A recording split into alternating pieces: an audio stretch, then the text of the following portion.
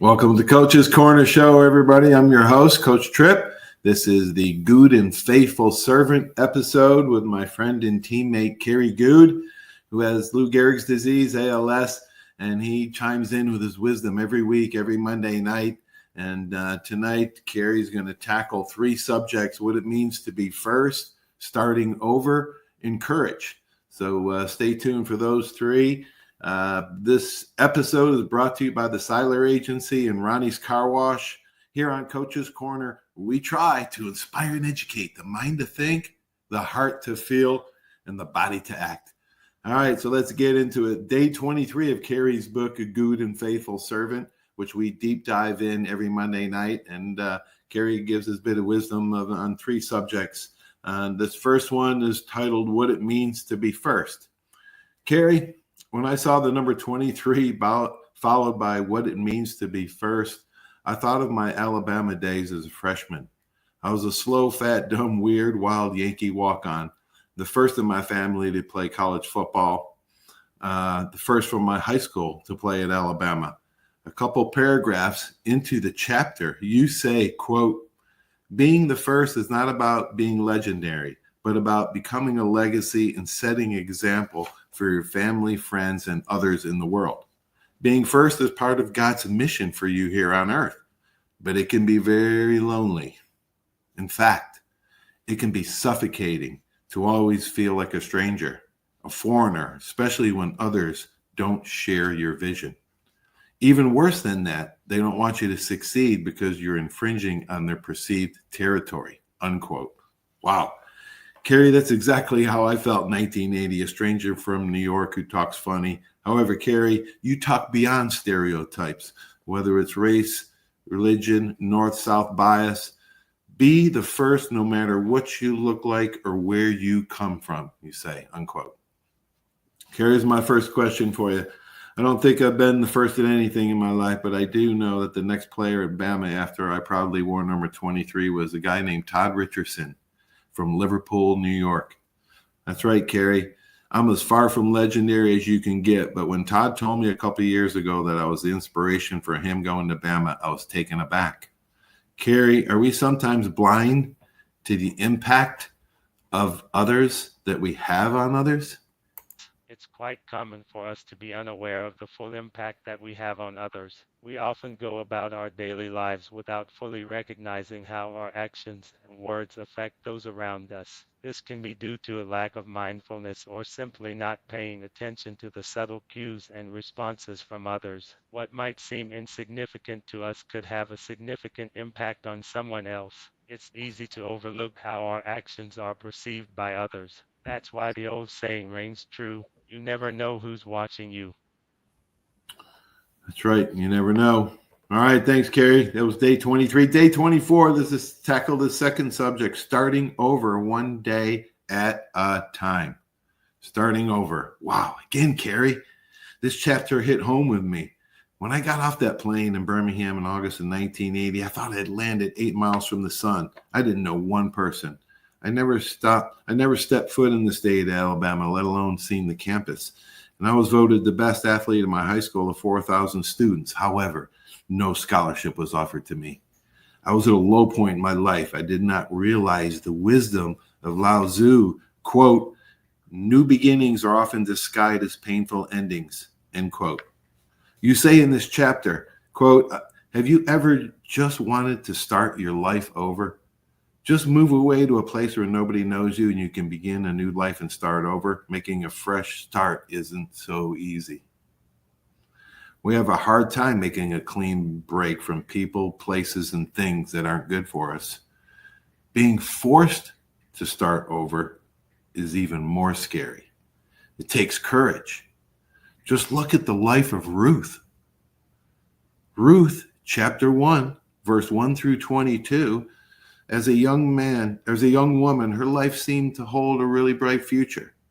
But in a few short months, her family was devastated by death. Ruth chose to start over in a new place, and she knew no one.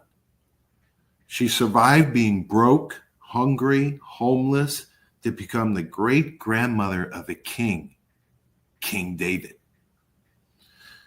Kerry, blessings in disguise are so hard to see. Why do the disguises look so real at the time? Often, we have specific expectations for how blessings should appear. When life doesn't align with these expectations, we might not recognize the good in a situation, even if it's ultimately good for you. Blessings in disguise often come wrapped in challenges or hardships. During tough times, it's natural to focus on the struggle rather than the potential positive outcomes. It can be hard to see the silver lining when you're in the middle of a storm. Sometimes it takes time and a change in perspective to understand how a difficult situation was actually a blessing. With hindsight, we can often see how certain events led to personal growth or unexpected opportunities. Human nature often leads us to focus more on the negative aspects of our experiences. This negativity bias makes it harder to notice the good that might come from a difficult situation. Recognizing blessings in disguise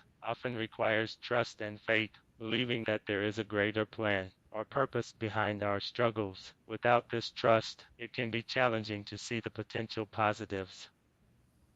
Wow, that's right on the nose, Kerry. Unbelievable wisdom, man. Have faith; it's going to turn around.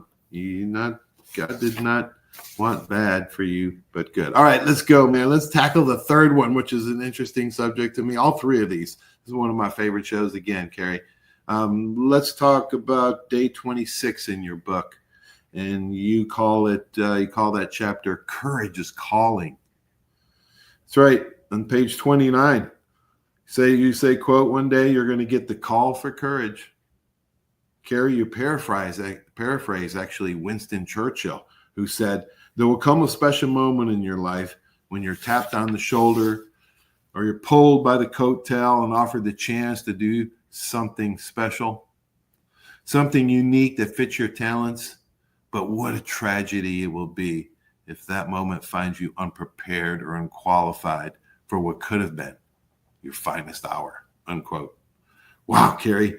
You go on to say, "Moments like that ask you to take a risk, challenge the status quo, to run toward danger while others run away, or to do a thing that other people will tell you is impossible.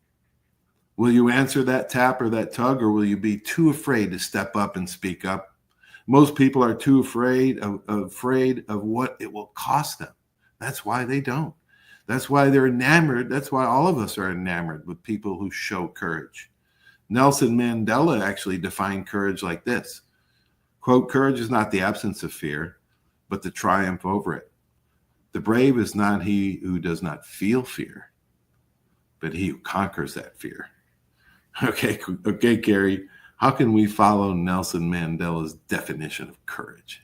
To show courage in the face of fear involves first admitting your fears, and then focus on positive outcome. Accept that setbacks are part of the process, learn from them, and keep moving forward. Resilience builds confidence and courage, but you should always concentrate on what you can control and let go of what you can't. I always remind myself that trying and failing is better than not trying at all.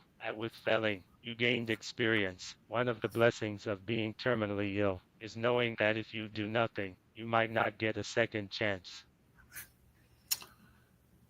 Wow, Kerry, we should all live like we're dying because we all are. Wow, that's great stuff.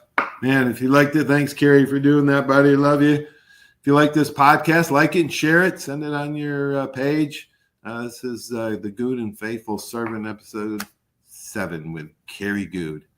Have a great sports night, everybody. We'll talk to you soon. Stay tuned for these great messages.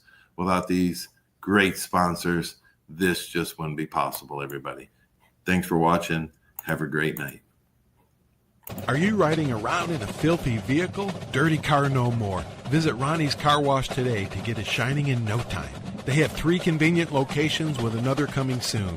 The unlimited monthly wash packages start as low as $14.95 per month with free vacuums, multi-purpose spray, and towels. Visit them in Gulf Breeze, Navarre, Fort Walton, and soon Crestview. Don't wait, wash today. Be sure to see Ronnie's Car Wash on Facebook to see the latest specials and discounts. You'll be riding and shining in no time. For 30 years, you have seen the orange Beck signs all over the Gulf Coast listing a property for sale or lease. Beck Partners is your trusted advisor in commercial real estate, property management, commercial and personal insurance. Senior Vice President David Valletto has been with Beck Partners since 1989. Take advantage of his wealth of knowledge by calling him today at 982-7352. 982-7352. Extensive experience in all aspects of leasing, sales, management, and site selection will make sure your expectations are exceeded. Barnes Heating and Air is a proud sponsor of Alabama football, serving the entire Pensacola community for over 50 years. Barnes Heating and Air is passionate about providing customers with world-class air conditioning and heating repairs, sales, and installation. Barnes Heating and Air is family-owned, insured, and committed to quality. For a free estimate, call 478-0141. Barnes Heating and Air is #1 in customer service with service calls 7 days a week. Call Barnes Heating and Air, 478-0141, and roll. Arbitrium Consulting for all your fencing, landscaping, pressure washing, tree trimming needs. Call 850-483-0350 for your free estimates. Serving Pensacola, Gulf Breeze, Navarre, Fort Walton, Destin, Perdido, Gulf Shores, Foley, and the entire Gulf Coast. Arbitrium Consulting is owner-operated, fully licensed and insured. Call today, 850-483-0350, the official landscaper of Coach's Corner.